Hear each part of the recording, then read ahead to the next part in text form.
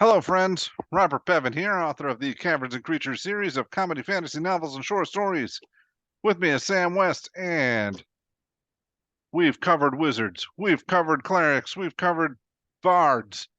Now we begin our quest to talk about druid spells. There's a lot of them. There are.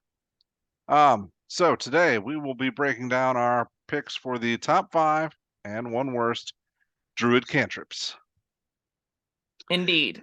All right. Well, we got the usual caveat that Sam ranks his spells 1 through 5, and I don't. I just pick my top 5 in no particular order. Sam, any druid caveats?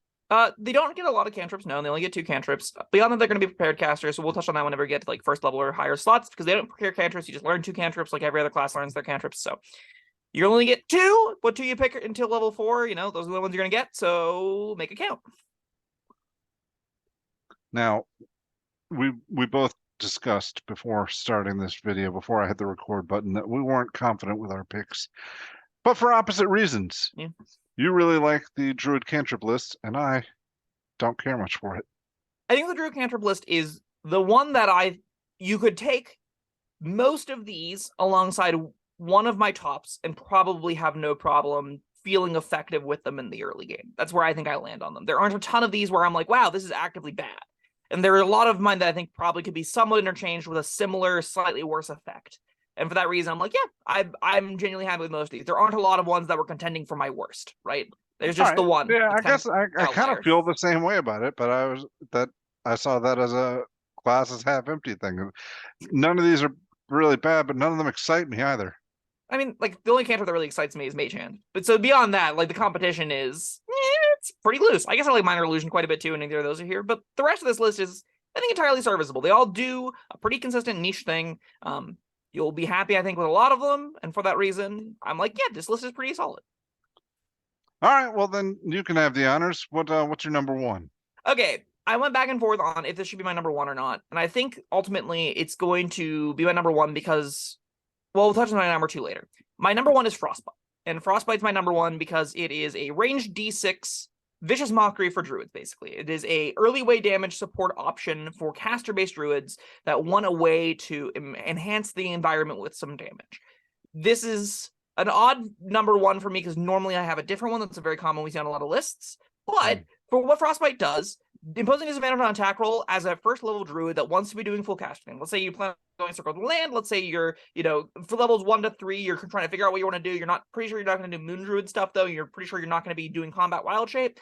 This is a pretty easy option to routinely fall back on that not only does some amount of damage, but also supports the utility of your friends. So if you wanted to lean heavier on your spells doing the bulk of your heavy lifting, this is a nice fallback option to have while you sling out other first level, second level spells in the early game to empower what your damage is doing. Yeah, I looked at Frostbite and I considered it, but I thought, well, I've already got too many damage spells already, so it didn't make my list. But That's yeah, fair. It's a nice one. Surprised it's your number 1 though. I know. That doesn't feel like number 1 territory. We'll get into why it's my number 1 when we touch on why other ones didn't, I think. Well, so why don't we hop over to you? What do you got? Let me see if I can correctly guess your number 2. Is it Guidance? It is Guidance. Yes. All right, yeah, that made my list. Guidance, all around good. Yes. Here's the smaller issue. Druids really, I think probably of all the casters, they care most about their concentration. Guidance requiring concentration means in the early game, in their first level slots, whenever you're not really using a lot of concentration effects for the first 2 levels of the game, this is a relatively low cost, right? You don't necessarily need an hour-long duration concentration effect that turns off Guidance. The moment you get Summon Beast, the moment you start looking to do more of the upper tier druid stuff, which is predominantly focused around concentration effects, long duration concentration effects, Guidance is shut off whenever you want those up. And because long duration concentration effects sort of, again, define most of the druid subclasses, define most of what druid is doing in the mid to upper tiers, this cantrip gets notably worse than a lot of the competition. Now, that doesn't mean you shouldn't have it on your sheet. I still think whenever you're not dungeon delving, it's still exceptional. But I typically want my cantrips that are high utility to be good in dungeons. I can always be using Frostbite alongside my Summon Beast. I can always be using Frostbite alongside my Conjure Fae or Conjure Woodland Beings. I can always be using my Frostbite alongside longer duration concentration effects that I don't feel bad doing 3d6 cold damage while I have another character making 2 attacks around. Guidance, I literally can't use while I have those out, and that is a pretty large downside. That being said, it's still excellent. It's still a bonus passive D4 to ability checks whenever you're, hanging out with your buddies and going around testing the local taverns, the competition in billiards. You can still boost your allies' buffs or ability checks there, but like, it's still great. It's just not as great as it is on a lot of their full casters, I don't think. All right, that makes sense. Yeah, we've talked plenty about guidance. It's on a lot of lists. It's very good. Yeah. So I don't want to harp on about that too much. That's fair. We can hop over down to my third best. I like this one a lot, specifically at first level, and it not scaling at all is kind of a sin, but it's not the end of the world. It's Shillelagh. That made my list. I don't know if it would have if we hadn't, if I hadn't just done a video with Cameron about the Shillelagh build. Sure. I learned some interesting things. I mean, it's, when I first read the descriptions, it's a magic stick. That doesn't sound so good. I always thought though, like, all right, wherever you are as a druid, whatever hardships have befallen you, you're never far away from a magic weapon. That's true. That's good. Yeah, you can always grab a stick and you're good to go. But it's nice that this affects clubs and quarterstaffs and sets their damage to D8 regardless. That's always pretty great. You can use whatever you need to, and it will, very crucially, and I think this is the most important bit of the text, this raises your damage floor from 1 damage to 1 plus your Wismod damage, because it lets you use your wisdom, your spellcasting ability modifier, which in your case is Druid is wisdom, instead of your strength for attack rolls. For attack and damage rolls. And that's just such, like, 4 is so much higher than 1 at first level and second level, which is when cantrips tend to get cast the most, that Shillelagh is, like, if you are remotely engaged in, like, mid-range, maybe you're not the frontline character, but maybe you are, like, behind the fighter, next to the paladin, you're still someone to think of it leveraging your hit dice a little bit. Shillelagh is going to feel great just to be like, oh, this actually does as much damage as their longsword. Awesome. Yeah, and, I learned a lot of things doing that other video. Using a quarterstaff, that counts as you can use it as a polearm master feat. Sure. So that's cool. What else? No, I guess the other big thing was the wisdom modifier. Yeah. That's most of what you care about with Shillelagh. Yeah. But cool spell. Yeah. I think very reasonable. What else you got? Let's see. We're blitzing through these. Yeah, we are, and I'm working without a mouse right now, so bear with this is gonna get a nice slowdown to our pace. As Bob grabs his trackpad and whittles his way over. What do you got? I've got an old favorite, Mold Earth. Mold Earth did not make mine, but you can lump it into my bucket of my number 5. So what's great about Mold Earth? Well, oh God. Again, wait, was it Mold Earth or Move Earth? Which one is Mold Earth is the cantrip name. This one, you can still dig and move a lot of earth, right? Yeah. All right, that's the one. All right, good. A lot of earth, and it's a lot of earth. That's there's an asterisk against every single one of those words. What? Because it has to be loose. It has. Yeah, that's gonna come down to DM discretion. 100%. Something I will discuss with my DM. Yeah, this is a cantrip. This might be one of my first ones I take. So this is something I'm going to talk about before, during the process of character creation. Yeah. If you can use this like Minecraft and just excavate 5-foot squares and move them other places, it is way better than if most things are like brick and packed dirt, which is most of like human life is packed dirt. Things have been sitting for a very long time. So, discuss what that means with your DM before usage. If it is the case that you're suggesting, though, Bob, where you can't excavate giant areas all the time, sure, I think it's great. I think it's quite powerful. Or maybe if you're just on the beach and you want to like dig a big trench to like bring the seawater inland, or so you can catch some fish. I definitely still love that your entire frame of mind around this is your building civilization game, not Dungeons and Dragons. That always will bring me some amount of joy. Oh, we can use this to reroute a tributary. This is brilliant. I like to think that I'm in this world using these things. Sure. And I think that adventurers have very different uses than you or I would for most of these effects. I think this is largely a cosmetic cantrip that you take if you want to be an earthbender and you use it to change the colors and spell words and stuff and make different shapes and patterns. You can, cause it to become difficult terrain, which can be occasionally useful because it gives you like 3 instances of it for an hour. I think it's 3 instances of it, something like that. Yeah, you can cast it multiple times. Oh, sorry, 2 non-standard effects. So you can have 2 patches of 5-foot difficult terrain, which, like, in a tight quarter, maybe you use it to get an extra round of attacks. If that ever happens, it's pretty good. Most of the time you take this because you want to be the Earthbender. Most of the time you take this because you want to be one with the land. And for that reason, it's fine. I don't hate it. I've seen it a lot, and it's like, okay. All right, I've got another one. Mm-hmm. You don't know where they buried the body. That's a great use. Yeah, because that'll be the loose earth. Mm-hmm. You can just like excavate it around and be like, where's Luther? Use it as a loose earth detector, if you will. Yeah, there you go. Perfect. Love it. All right. Yeah, I feel good about that one. Fair. Did not quite make my top 5, though. I think it's entirely reasonable, though. I don't hate it in any way, shape, or form. All right. What else? What are you on? Number 4? I'm on my 4th. Good. My Golly. 4th is Thornwhip. Thornwhip made my list. Thornwhip is the reason it made my list is because it's a unique druid effect that normally I don't rate very highly, but Spike Growth exists. And Spike Growth plus Thornwhip is way too cute a combo, especially for newer players to discover that, like, this will give people sort of a, oh my god, you could make interesting, unique builds in this game simply by leveraging those 2 kinds of abilities that are both pretty decent on their own, right? D6 damage isn't the most thing, like the heaviest thing in the world, affecting large or smaller is like giant ranged creatures. This will be a mediocre damage spell on its own, which is fine. Pulling someone 10 feet most of the time doesn't matter, but whenever it gets an extra 44 damage on it, this cantrip automatically becomes just so much more powerful and interesting. Using it with walls, using it with your teammates, figuring out how to pull people off of like just second story buildings, pulling people out windows and stuff. There's a lot of cool things to be done with Thornwhip. And for that reason, I'm like, this is a cantrip that I would readily build characters around or build with, take his future abilities knowing that I have this as something in mind. And because it's a druid exclusive, because this kind of like defines druid's ability to sort of interface with the world in some cheap, interesting ways, I think it deserves a mention.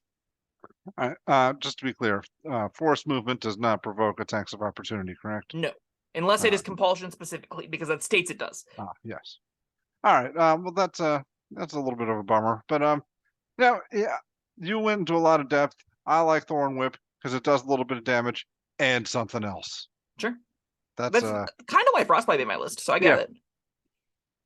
A little bit of damage and something else is sometimes all you can ask for out of cantrips. Yeah, oh, absolutely. Yeah, so we were talking about Grasp of Hadar the other day, and I mentioned I always would prefer to push than pull, but I'd rather pull than nothing. Sure. Yeah. And I'd rather have a D6 damage than nothing either, right? So like yeah. This also doesn't cost you an invocation. This costs you a cantrip. This scales with level, so this does 2d6 damage at 5th level. That's a way better option to take than Grasp of Hadar, which doesn't scale at all. I mean, like, Adder's Blast does, but that's agnostic. This isn't a Grasp of Hadar, but you get there is some interesting stuff to be done here with Thornwhip specifically on the class that cares often most about the area stuff. So for that reason, I'm like, yeah. That's true. Druids have a lot of area stuff. Yeah, Entangle's an easy one to pair it with the first level. You can pair it with like all of the like flaming spheres and stuff are on their spell list, I believe. You can pair it with even like summoned companions, just bring them a little bit closer. Sometimes it's enough to get your summoned allies in range to start whacking them. You can do nifty things with any kinds of area of effect damage, which is again mainly spike growth, but there can be other options too that I'm just not thinking off the top of my head. But Druid does get a bunch of them. So yeah. All right, fun times with love me some Thornwhip. All right. What else you got? Oh. How many more am I supposed to have? I think I'm 4 in. I've got my 5th left. That's all. All right, I guess I got 4 as well. All right, yeah, I'm down to my least confident pick. Sure. I don't ask me to defend it. I chose Magic Stone. I don't hate Magic Stone for the exact same reason I don't hate Shillelagh. It's basically the same thing, but at range. Again, like, all right, whatever hardships I befallen, as long as there are some rocks around, I'll be all right. I think so. Like Doric in the D&D movie, I'm envisioning she wasn't using a regular sling, but using Magic Stone because it makes a lot more sense to have, a high whiz character with a little sling that goes D6+3 as opposed to a D4+2. So, big damage upgrade to use Magic Stone. It works with legs, which is particularly cute. I'm a big fan of that. It also, if you consider like If you consider Shillelagh a longsword and Magic Stone a short bow, I think I'm happy trading a cantrip for either one of those proficiencies that don't ask me to sink another stat too, right? You can play druids with low dex and either of these cantrips, and I think I'm pretty happy with that character, right? I mentioned at the beginning of this video, like there are a lot of interchangeable ones on my list. I think I would put this right alongside Shillelagh as this is an entirely reasonable option that you can absolutely take as a druid to get a little bit more mileage out of your cantrips as weapons. Yeah. I guess I didn't want to load this up with so many damage options, but I just really didn't like many of the other options. Yeah, The non-damage stuff. Yeah, like normally Create Bonfire makes my lists. It being concentration makes it substantially worse as a druid spell.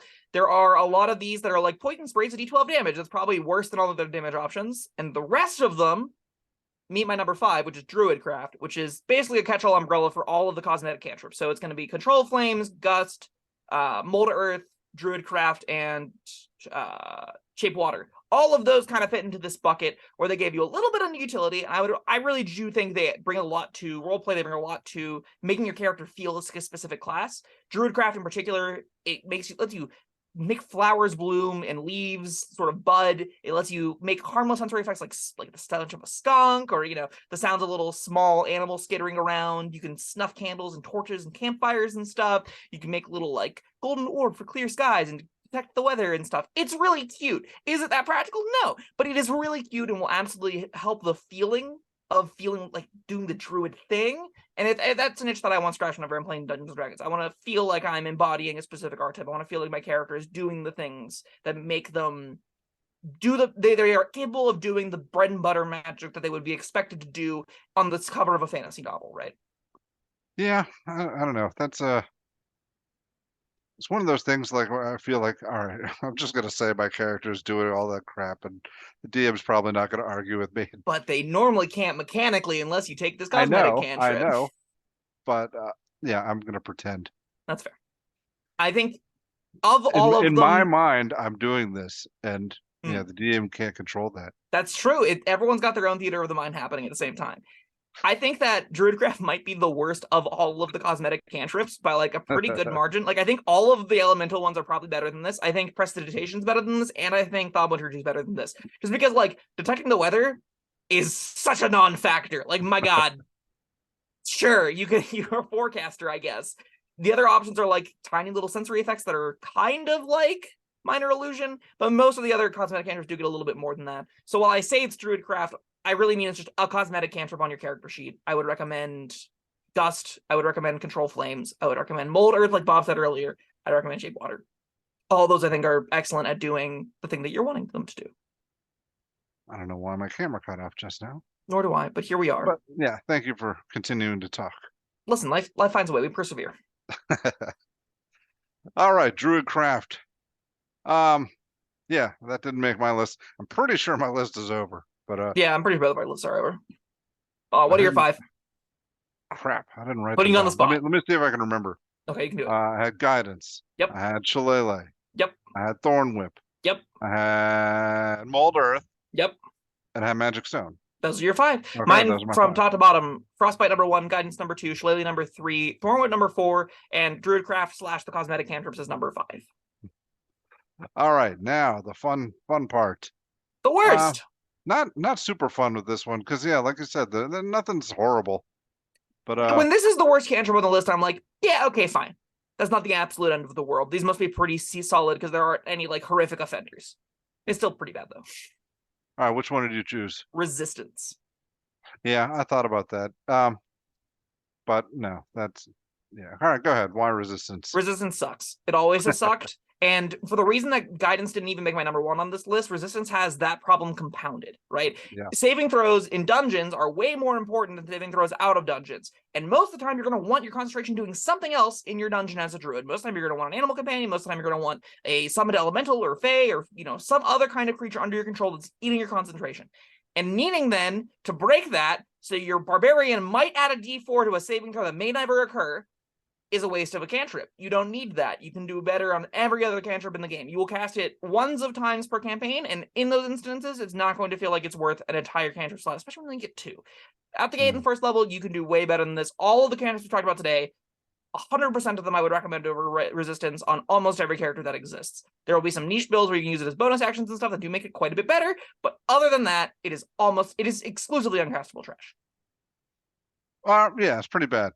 That was not my worst though. Ooh. It does something, which I cannot say about Control Flames. Control Flames is a cute little cosmetic cantrip. I love Control Flames. What beef do you have with Control Flames? It doesn't do anything. It does. It instantly expands the flame 5 feet in one direction. There's wood or other fuel present in the location, where you can instantly extinguish 5 feet of flames, where you can double the light of a torch. I would say this is as relevant as the light spell. I guess. Come on, shaping the flames into features is so cute. All right, kind of cool, but yeah, just I stand by it. It doesn't do anything. I said the Druid Cantrip might be the worst of the cosmetic cantrips. Having just reread this, no, you're right. This is the worst out of the cosmetic cantrips. I still like it over resistance because I would much rather. You can't predict the weather. If I'm on a wildfire druid, I will put this on my character sheet 100% of the time, just so I can feel like I can play with the fire, you know? So for that reason alone, even though it's not good, it's flavorfully enriching, and that's why it's not going to be my worst, but I entirely respect it being your worst. It is terrible. You're absolutely right about that. Yeah, I've got nothing really else to say about it. I mean, I don't hate it. It's, just of this list, this is I had to pick a worst. This is it. If somebody gave it to me, I wouldn't be offended, but I would never choose it. That's fair. Doubling light really is not enough. Like, all of the other cosmetic cantrips do something that's a little bit more exciting out of combat, and man, doubling bright light is not it. That is not nearly good enough to compare to Mold Earth or even Shape Water, which is again fairly niche, but at least does something. Yeah. All right. Well, that was our list. We've already gone over them. Anything else you want to say? Commoners, how's your list compare? Do you have the same 5 as ours? Am I way off base with resistance? I'm not, but you can tell me I am. Yeah, I don't know. Tell us what your thoughts on the Druid spell lists are. We're gonna have a lot to talk about in the coming levels because Druids are complicated. But yeah. All right, so come back for level 1 Druid spells, and then go back and watch all our other Wizard, Bard, Cleric spell shenanigans. Did we do Warlock? I don't think so. No. Not yet. Okay. Oh, we just do all the invocations. That's right. Right. We're going through those. Gotcha. All right. Well, we'll see you next time. Have a great day. Goodbye. Shit. Oh. Thank you for watching. If you found this helpful, informative, or entertaining, I'd really appreciate it if you hit the like button below. You needn't smash it. A gentle tap will suffice. If you want to see more videos like this, subscribe to the channel. And make sure you check out the links in the description, where you'll find my Caverns Creatures series of comedy fantasy novels, Sam's full review of the spell, and other fun things.